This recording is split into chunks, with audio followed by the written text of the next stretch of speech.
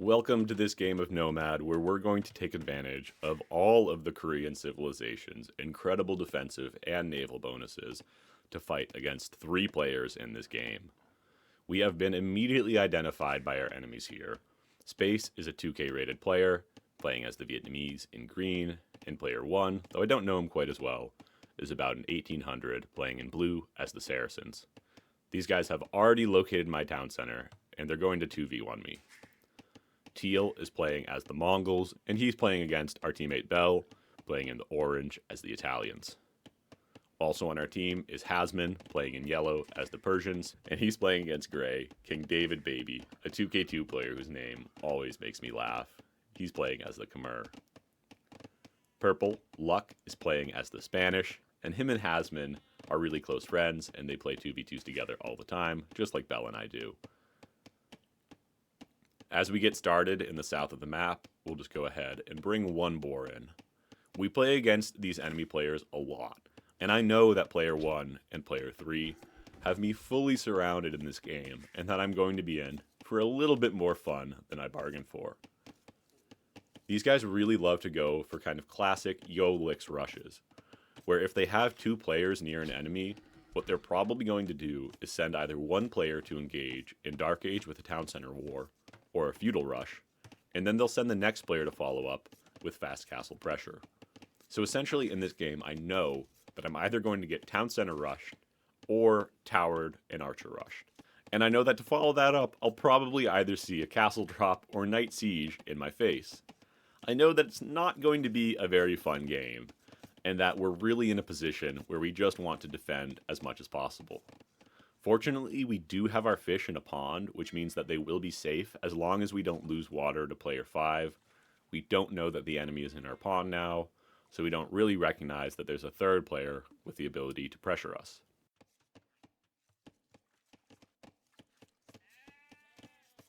Blue goes ahead and just pings his teammate Sheep, asking if he can have it, and it looks like he's got one boar under his TC, a boar to the west, and that he's got plenty of resources to go for an easy fast feudal here. Our team is just a couple of eco units ahead at this stage, and that's largely the Persian and Italian bonuses, which allow you to get just a little bit more economy out in the early game. The enemy team doesn't really have Dark Age eco bonuses other than the Mongols, but the Mongols bonus doesn't really equate to having a whole bunch of extra villagers and fishing ships. It's simply more the fact that their incredibly fast collecting hunt allows you to be in a position where you'll get up to feudal and castle age faster than other civilizations. Player 5's fish in this pond is fairly threatening to me because if he does go for water, I could pretty quickly end up in a 1v3 situation. And as we bring in our next boar here and start to get ready to click up to feudal age, let's talk a little bit about the theory of how to defend when you're playing against 2 or even 3 players. The very first thing that you want to make sure you're doing if you're playing up against multiple players is just you don't want to live their masterpiece. Now, when I say that, what I mean is that we're not going to allow these guys to do exactly what they want to us. If we simply let them come forward and do a tower rush and then go for a fast castle into a castle drop, say, and our strategy is simply doing fast castle drop of our own, what's going to happen is we're going to get delayed by the first guy that hits us. Then the second guy who comes in is simply going to kill us before we ever get our castle age pressure going. So instead, what I'm going to do is I'm going to think about going up to feudal age as quickly as possible. Fortunately, our fishing ship does find player 5's dock, so we know there's an enemy in our pond, and we have just confirmed that we're actually not in a 2v1, but in a potential 3v1 situation. My reaction to this is going to be to force down a lumber camp as quickly as possible to try to get up to the feudal age. And my decision here is essentially to just go for a water play and then adapt and defend on land. So again, the theory here is that instead of letting player 1 and player 3 just come rip me apart on land rather easily by going for a relatively passive fast castle, what I'm going to do is go for a more aggressive feudal play. I'm going to try to kill all of player 5's fish and essentially just engage a 3rd player here, and then we're going to take advantage of the Korean civilization's defensive bonuses to make sure that we aren't entirely wiped off the map in this game.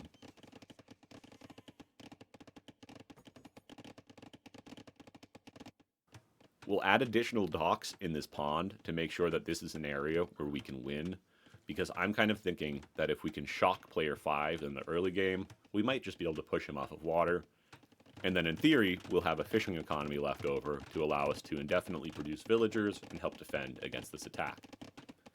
Player 5 is up to the feudal age about 1 minute before us, and he'll go ahead and come forward with these villagers to drop a forward tower.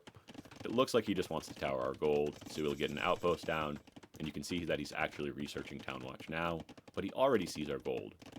The amazing thing about playing as Koreans, and perhaps their most underrated bonus, is their 6 line of sight on their villagers. Each of these villagers is like a little outpost. So when player 1 comes forward to drop a tower, I see it immediately. We send 4 villagers out to rush this down, and then for good measure, we'll send a few more. I don't want player 1 to get this tower up on my gold, because I really need to have access to gold to produce navy, but at the same time, he's building a great tower on the back of my wood line. This tower in the front really has no chance of going up, but this tower behind my starting wood line is really dangerous, because if all of your villagers are forced to abandon your starting wood line, you can be in a really tough position, because they'll all be exposed and spread out across the map. As we plan for a 3-dock fire galley rush on player 5, it looks like he's just going for a fast castle manga die, and because he's going to lose his fish to our pressure, that means he'll be in a really tough position to defend against orange on land.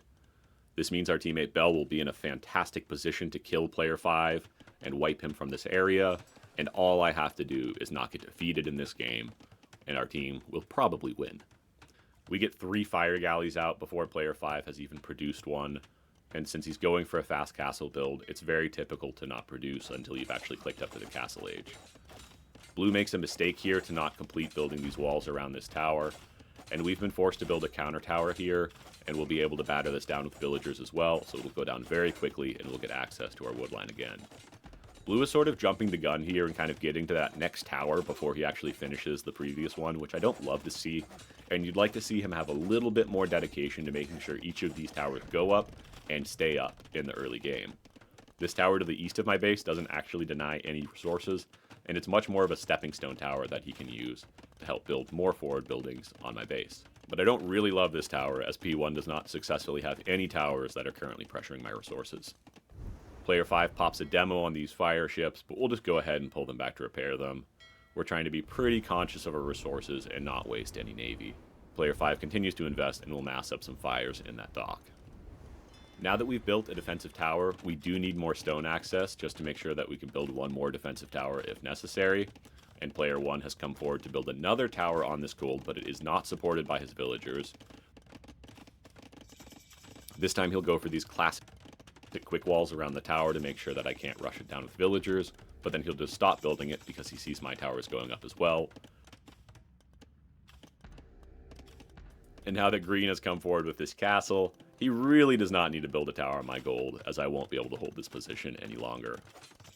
Blue's tower behind green's castle actually kind of guarantees that I wouldn't have been able to villa rush this in the first place, and maybe that was the idea here, just to make sure that they'd still be in a position to get player 3 executing his strategy properly and being in a position to finish me off. Having said that though, we're in a really strong position here. We still have access to all of our resources, and we're still on stone, so as long as we can get more towers up in defense, Rattan Archers really shouldn't be able to kill us. Bell has come over with the crossbows, and player 5 started to invest in defending his pawn, but he's lost tons of villagers, and now his entire economy is on this castle. Even though he's still getting to his strategy, he's really in a tough position now. You never want to pull all of your eco to build your castle, especially in a defensive position, and Bell has pretty much dominated that fight. Player 5 has gotten a couple more ships out here, but he really shouldn't be in a position to contest, as we have 3 fire ships in this pond, and he's only got 1 in the pond and 1 on the way in production. He's also pretty much entirely off of wood, so he shouldn't be able to build more ships in this area. Though, to be fair, we're off of gold as well, but we do have 300 in the bank, so we could always produce a few more fires if necessary. Player 1 is continuing to really do his job in this game, and I love to see that. He's continuing to play this Licks role, trying to make sure I can't get set up on this wood line. The real problem is, though, is that he's playing the Licks role against the player on my team who's also playing the Licks role. I was able to engage against Teal, And now that we're continuing to take this extended battle against blue and against green, we're really in a position where we've been able to make a huge impact against 3 players on the enemy team. So blue coming forward to continue to tower me just kind of leaves me in a very happy position where I know that I'm still in a place where blue shouldn't be able to kill me entirely, and he's really not putting himself in a position where he's going to get to Castle Age and get to a carry position. Purple has come forward with the castle, and gray is defending with the Monks in Siege, which you'd like to see. That's probably the correct defensive approach from the Khmer, but he is in this corner here. He's been pretty much walled in by Hasman and Luck, and he's going to be in a brutal position against the Conquistadors. Hasman and Luck are primary 2v2 partners. They're both German players. They're both 1k9 rated, and they're extremely capable on Nomad. Blue will rebuild this tower a little bit further back, which is the correct reaction to me building a double defensive tower, but he hasn't walled this in, so we'll be able to rush it down. Green comes over with the Rattan Archers to try to defend this, but we'll see how the timing looks there. Orange, Bell has completely fried the Mongol player's town center with these 2 mangonels, and it looks like Teal will have absolutely no hope of getting value in this game. Bell has completely rinsed him, he has no fish, and really no land economy left either. But the crossbows are a bit out of position as Bell adds a town center at home, and it looks like he didn't really realize that the Mangadai were getting on top of his mangonels, and he will lose both of those. It feels pretty bad to lose your mangonels when you're not looking at them, but at the same time, he's already killed player 5's town center, so Teal has no TC, and Bell doesn't really have anything to use those mangonels against anyway, so they have already gotten their value. Green's archers have looped around to the west, and player 1 will be able to build this tower now, so they'll be able to deny me off of the western wood line, but we'll just move to the south. And we have so many towers set up in this area now, and we'll continue to build them, so we're in a really comfortable position. My teammate Hasman has docked this pond as well and gotten a couple of fire ships out, which is really valuable for us, as we no longer need to focus in this area, and can now just go ahead and boom up a little bit. The trade cart here is a bit of a joke, but I also don't have any other gold access in this game, so it's not a total joke, and I really like having it out here, as it will be my only gold economy moving forward. Trade carts are definitely not traditionally efficient in the feudal age, but since we're kind of going for this full turtle strategy on land, and we don't have the ability to get out to gold, it's the only way we're going to get gold income in this game, so it feels very worth it just to build 1 or 2. Since we have such good vision here with all of the towers and Town Watch already, we know that player 3 is preparing a ram rush, and we know that his archers are out of position, so we'll go ahead and take another stab at battering this tower down, and we're going to full wall the front of our base, because if these rams are able to come directly in on top of our towers, they'll be in a really strong position to start to batter these down. The Rattan Archers, which really don't take very much damage from arrow fire at all, would be able to pop out and start killing the villagers trying to repair the towers, and he might be in a position to start to ram these down and kill us. However, he's only got 2 rams, and we have 8 towers in this area, so it seems highly unlikely that he'll be able to completely GG us with this push. As they come in, our villagers should be able to batter down the rams, and even though the Rattans probably just won't die, it's unlikely that the rams can kill the towers before the villagers can kill the rams. Player 3 and I will both take losses in this area, but I'm very comfortable again in this type of position where the enemy is still coming against me with relatively expensive units, and we're still in a position where we're getting value in this game. These towers have done over 1,000 damage now, but they're attacking mostly against units that they only do 1 damage per hit against. So it's a really, really slow defense. But you can see that by the time the rams have come in, they already have basically no health left, and I don't think you'll even get 1 tower in this push. The Rattans basically take no damage from the arrow fire, but high-level players are still extremely reluctant to leave their archer units standing under 8 enemy towers, and he'll go ahead and back off here, realizing that this push has failed. Bell is now in this incredible position economically. He's got 3 town centers, and while there are Mangadai surrounding his base, he's doing a really good job of pulling back the villagers, and player 5 Teal is only at 28 vills behind this Mangadai army, and he hasn't even rebuilt his town center. Bell has done a tremendous job of getting a huge lead against this player, but the Mangadai are still extremely painful to deal with because they're just so mobile, and Teal is doing an amazing job of making an impact on this game, despite having already lost to Bell. He won't be able to beat Bell by not making any more villagers and making pure Mangadai, but what he can do is stay relevant in this game. He's not going to allow Bell to just boom behind this, and instead he's going to go full pressure in this area.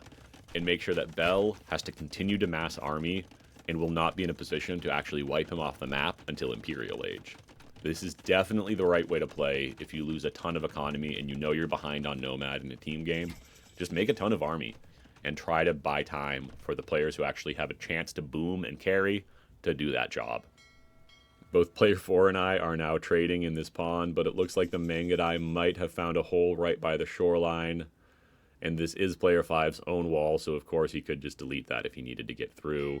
He'll start to destroy our fish traps, which feels really bad, as this was our only hope for a long-term economy. And we'll just go ahead and keep trading here. Player 4 actually has pulled back his cogs. It looks like P5 sees this trade cog, but he doesn't have ballistics. And it doesn't seem like he really wants to commit near these docks. So we'll just go ahead and keep on trading away here and feeling like we're in a pretty comfortable position. We tried to build a line of towers towards Blue's base, but he has simply castle dropped these. And I think this is the correct response to the type of crazy tower defense that we're going for. Just castle drop the towers. Purple now has Trebs out, Gray does too, and Purple and Blue have both gone for this ridiculous full wall. Which has left our team with full control over the west of the map as long as they're able to push Gray out of this area.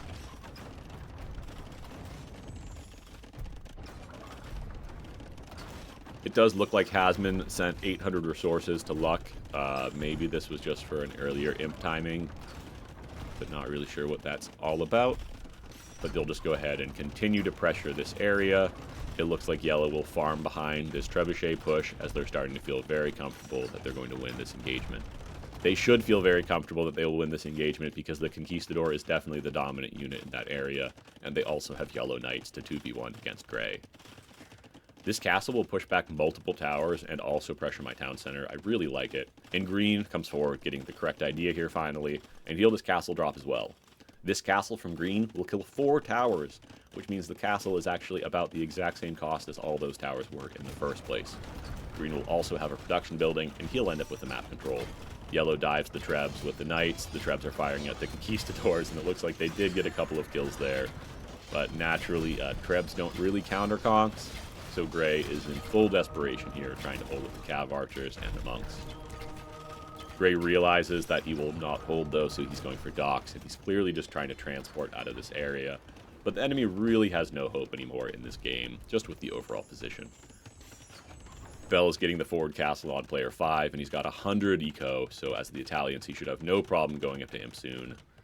We're going up to the Castle Age, and Green is actually 1 minute away from the Imperial Age as he continues to try to deny our western expansion with his Rattans. We simply try to continue to build as many towers as possible to get a strong defensive position in this area so that we can die slowly while our team clears the map. Our job really is not to win this 1v2, it's just to die slowly so that our team can come in and defend. Blue is now on 4 town centers, and he's booming, but this is really never what you want if you kind of go for this all-in licks rush, is to transition to a 4TC boom, because it's extremely unlikely that Blue will ever reach Imperial Age with full population. It's just much more likely that somebody else in the game will come kill him before he's able to do that. So if you do go for this kind of low eco rush, it probably makes more sense to follow it up with like a fast imp arb play so that you can stay relevant in the game. Yellow's Knights are now flooding across the map towards player 5's base, and the Mangadai are here, but the Genoese crossbow are as well. He loses 2 Mangadai before the engagement even starts, though he will go ahead and just turn on these units with the superior numbers. And you can see that once player 5 starts taking the engagement, it looks like he only lost maybe 2 or 3 more Mangadai in that entire fight, and he was able to clear up multiple Genoese crossbow. Mangadai obviously don't counter Genoese crossbow, but in these numbers they're still extremely effective, and their mobility allows them to take very favorable fights against these units, even though the Genoese crossbow have ridiculous bonus damage against cavalry, and you can see how much damage the Mangadai take per shot. The Mangadai are starting to run out of the numerical advantage that they'll really need to take good trades against these Genoese crossbow, and as Bell's original crossbow army shows up as well, they'll be forced to retreat. The Korean bonus of receiving the guard tower upgrade for free is massive in this type of position, because not only does it give the towers a little bit of bonus damage, it also gives them bonus HP, which means that we will die more slowly to Green's Trebuchet push. Accepting our fate in the south long term here, we'll use that villager Bell saved with only 4 HP left to build a town center in the north. while we just keep on creeping out with towers in the west. One of the most convincing things about defending with towers... Oof. Green has a doubt castle here to yellow's knights, and it looks like the enemy team has started to resign, and that they have just accepted that they don't have a lot of chance in this game. Our team did a really good job here to take advantage of the map position and effectively use our 2v1s, and we did a pretty effective job of defending our 1v2 here in the south. If you're enjoying the content, please go ahead and subscribe to the channel to let me know that I should keep making these videos. This is Varus. Have a great day.